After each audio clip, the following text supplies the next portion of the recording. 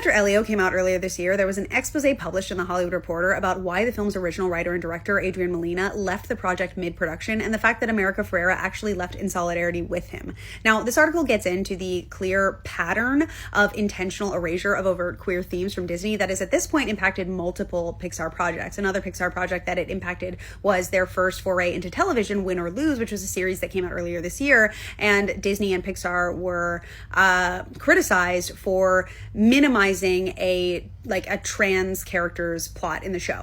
This is something that has been called out before and probably will be called out again. It is not surprising at all, but it is very upsetting, especially in the current political climate. I particularly am frustrated by this pervasive ideology that we can't seem to get past, where people think that depicting children as queer or incorporating queerness as a character trait in children's stories is somehow too far, as though every queer adult wasn't at one point a queer child who deserved to see themselves represented in media as well.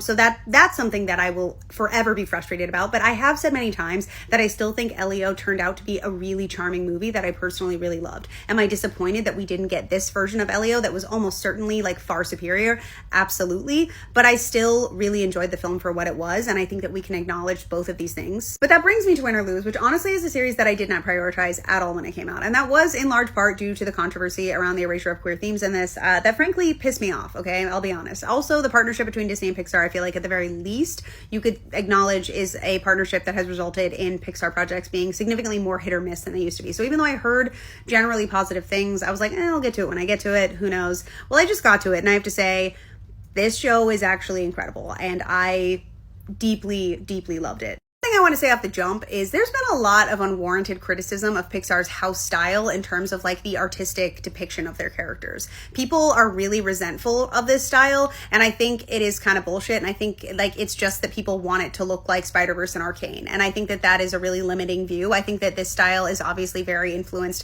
by anime. It's a house style that Pixar has worked towards forever, and also this series is incredibly artistically diverse.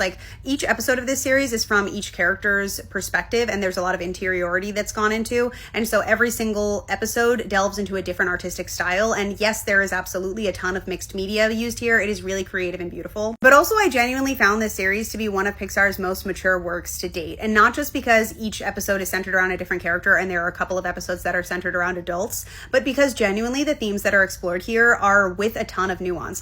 Yes, it is frustrating that the transness of a certain character is not allowed to be named, but I did feel like the episode still really accomplished an overwhelming sense of clarity in what they were talking about, and they gave this beautiful perspective of this character that I found to be deeply moving. I know that Disney Plus also has been super hit or miss with their quality, so I know people are less willing to give them a chance, but I just have to say, yes, it is frustrating that this pattern persists with particularly Disney in refusing to be overt about their acknowledgement of their queer demographic, queer people, and queer characters. That is something that I think we absolutely should push back against at every opportunity, but I also think that this show does a lot of really incredible things, and I wish I'd gotten to it sooner. If it's something that interests you at all, I would recommend checking it out, because I found it to be really, truly delightful and insightful and just a really fun, wonderful time.